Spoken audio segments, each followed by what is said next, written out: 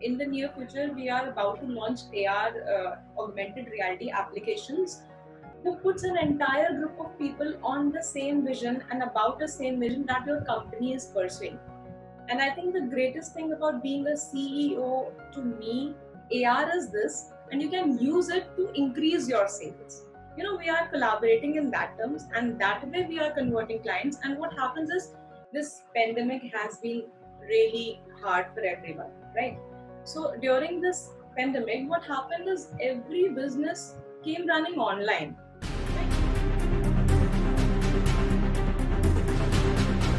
Hello, good afternoon. Thank you for joining today. I'm Namrata. I'll be taking your interview. Could you please kindly introduce yourself to the audience? Yes, please. Thank you, Namrata. Yeah. Hello, everyone. My name is Anshika Verma, and I am the CEO and co-founder of Mystical Productions Private Limited. So, Mystical Productions Private Limited is a leading IT company in Vishali, Ghaziabad, and the major service that we are working on is augmented reality. It is quite a new term in the market as of now, but very soon we'll be coming up with a new ideas related to AR. Also, we have already launched a few of our products, AR products, that are visible on our websites. All right. So, how did you come up with this idea of the startup? See, I always wanted to be self-employed, even before I was a teenager, but obviously that is not the reason that lands me where I am. See, in my opinion, ideas are everywhere. It's just that very few people ever act and do something about them, right? So in my case, what happened is friends would mention ideas passing in without having any interest to pursue them. And what I do is I always discussed it with my people, with my team, who eventually turned out to be my business partners today. So for me, the key is to talk to a lot of people and ask questions about where there is a need or opportunity. And that is where I came up with my idea of a startup. All right. And I feel that the pathway to all of this is to act on an idea. I roll my eyes every time I hear someone say that in reference to a successful company that was my idea. Like as if you were so interested in the idea, then you should have, worked on that idea. My response is always like that. You should have taken some action if you were so convinced that yes, this is a good idea. So for me, the key is to talk to people, search for that opportunity and grasp it. That's where I came up with my idea. Right. So, how difficult was it to start out in the beginning? Genuinely very difficult.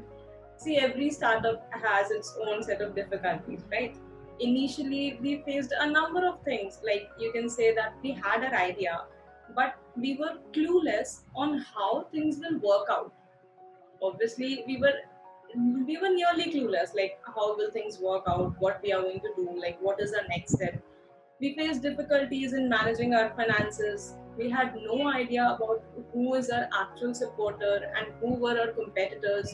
We, we really didn't know whom to trust and whom not to trust, right? So, and also we faced tough days in converting our clients, though acquiring them was itself a big task, but converting them is the biggest of all. But yes, eventually things settled down, and right now we are having a good number of clients with us, and the company is also doing good. Great. So, was there an existing market gap that you identified, or how did it pan out? Yes. See, what happened is this pandemic has been really hard for everyone, right? So during this pandemic, what happened is every business came running online, right?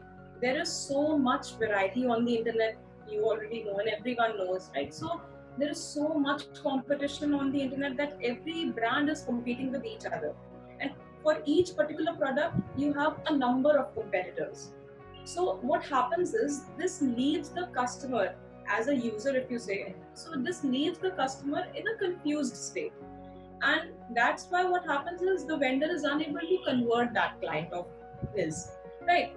So the vendors do acquire the client, but the conversion was not happening. That was the gap that we identified, and we came up with our AR branding ideas. And since then, since this is a new technology, so yes, not everyone knows about this as of now, but it is expanding, it is expanding at a very big amount. And that is what sets us apart from other companies. All right. So, if you had to explain your business model to the audience, how would you do that in simple terms? Okay, so if I say in layman terms, if I say the business model for my company is that we are going for something, like we are providing something to our clients that they don't know that it is their need. So we are actually firstly connecting with my clients, and then we are telling them that yes, AR is this and you can use it to increase your sales. We are collaborating in that terms, and that way we are converting clients. And what happens is augmented reality is something in through which you can actually visualize things in your real environment. The thing is not actually present, but you can visualize it through AR. So that way the clients get to know that we are actually operating in B2B form, right? So what happens is the vendors get to understand the fact that if they use AR, their sales will be converted in a much better way. That way we are operating, and the business model is subscription based model. All right. So, when Yes. a company grows, it obviously requires a certain amount of funding.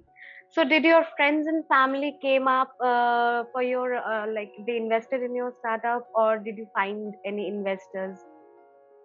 See, during the initial phase of the company, we were looking for investors, and luckily we had two government fundings, and the government fundings helped us establish our firm, and it was through a technology business incubator (TBI) that was located in KIT group of institutions. So through that, we had this opportunity. Okay.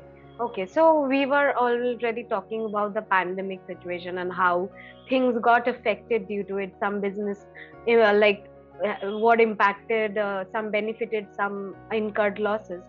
So, what according to you are the factors that you see impacting your business in the coming years? See, my company is majorly working on the ideas which are in the field of immersive XR technologies. Alright, and XR technologies are augmented reality and virtual reality. And the ongoing market of augmented reality is quite huge. And the upcoming market is also going to give a big boom to the AR industry. So for me, the major factors that will be affecting my business and my company will be as to how many industries become habitual of using AR in their daily life, and how many of them start adapting AR for their branding. Also, the upcoming VR glasses by Reliance Jio, that will be a big asset for my company, and it will give a big boom to the market and my business as well. And apart from this, yes, most of the smartphone industries have also started manufacturing devices that support augmented reality. So in the near future, I think we'll be able to provide our services at a much cheaper rate, at much reasonable price. So overall, all these factors are affecting. They are the major concern for us. Okay. So, are you now looking to hire fresh candidates to your company? Yes, obviously. See, being in my graduate life, I really faced a number of situations when I wanted some industry exposure, or I wanted someone who could give me information about how actually industries work or how people work in the corporate sector.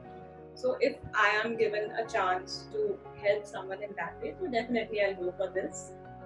Definitely. So, what are the qualities you actually look in while hiring? While hiring, see, I think that there is no exact right answer when it comes to hiring.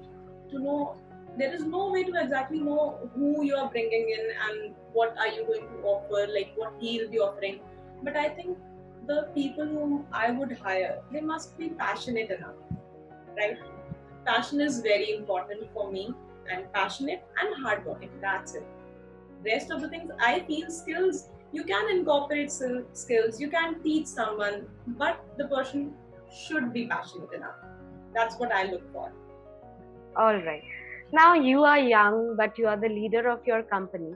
So I'd like to know that what, according to you, are the personality traits of a good leader?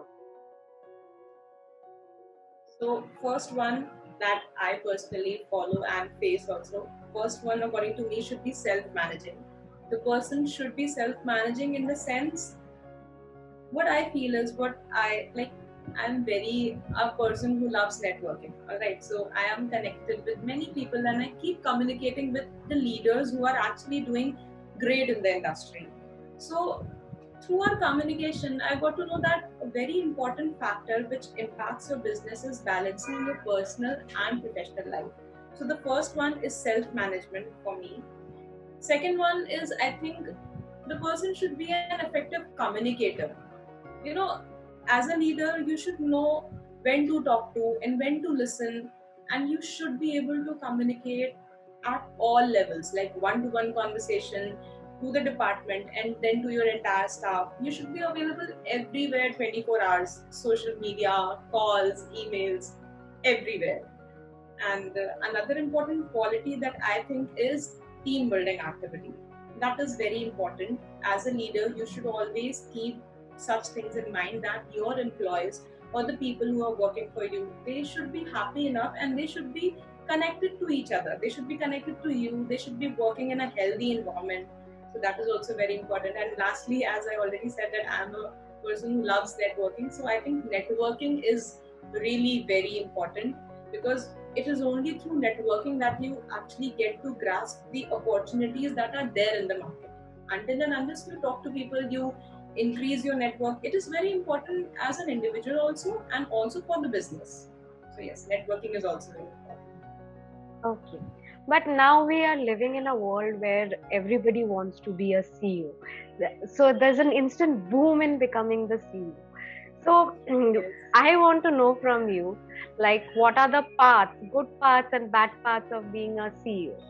So see, my favorite part of being a CEO is the fact that I have complete freedom of pursuing my dreams and my visions. Right? You see, every day is a new adventure. As a CEO, you must act and serve as a visionary who puts an entire group of people on the same vision and about the same vision that your company is pursuing. And I think the greatest thing about being a CEO to me is being able to cultivate that vision and share that vision with a group of people and pursue it each and every day. That is the biggest good thing for me, right? And the you can say the worst part is firing someone. Obviously, it's leaving people is hard for everyone, and although it is sometimes necessary, but I still hate it. I really don't like it, and there are moments it's really tough to be in the role. So yes, that is, and there are many low points. It is kind of a lonely job also. Like the entire responsibility of the whole company is on your shoulders. So yes, it is a bit lonely job. And until and unless you are the only co-founder, but luckily I have other team also, like my other co-founders. So I'm lucky enough in that case. Great.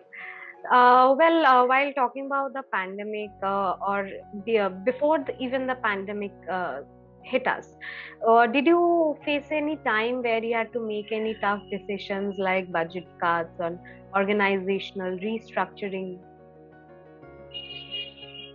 Yes, obviously we did.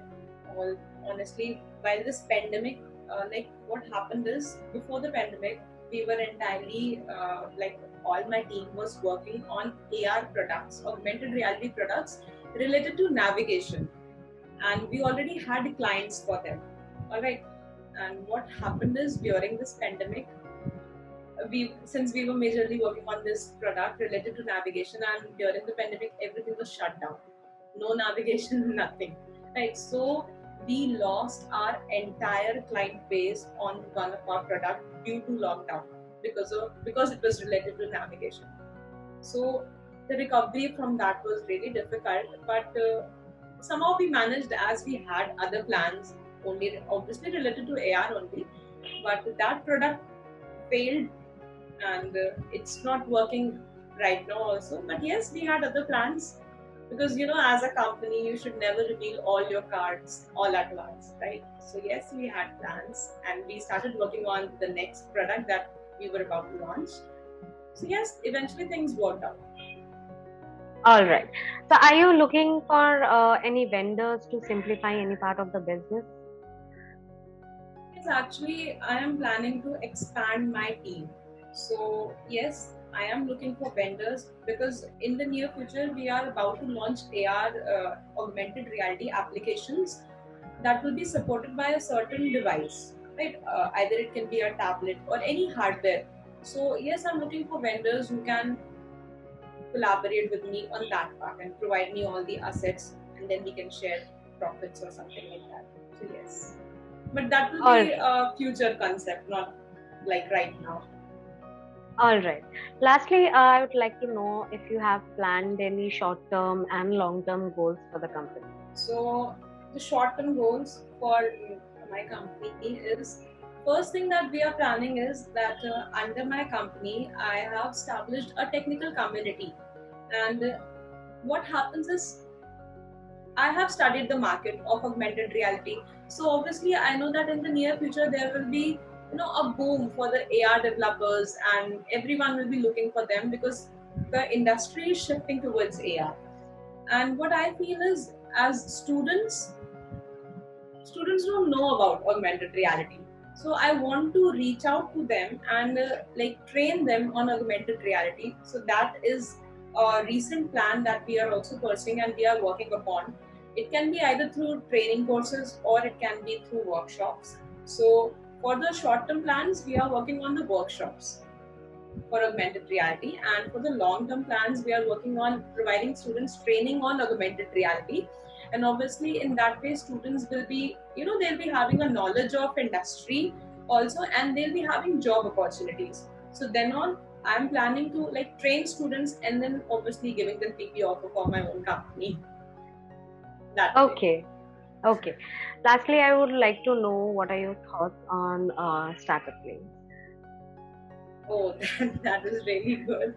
Startup Lane is generally a very nice platform, I feel, because as a company, you need a platform where you can showcase the things that you have faced and the things that you are facing, or anything like you. It is a kind of a platform which actually connects people. And as I already mentioned, I am really fond of connecting with people. So through Startup Lanes, I connected with so many people and it gave me this platform where I can share all these things. So Startup Lane, I'm personally connected to Startup Lane. Really, it's a very good platform. Great, great. Well, that brings an end to today's interview, but it was lovely talking to you. Thank you for finding time and coming here and talking to me. Thank you, Namrata. Thank you. Same here. I also enjoyed this, really. Thank you so much.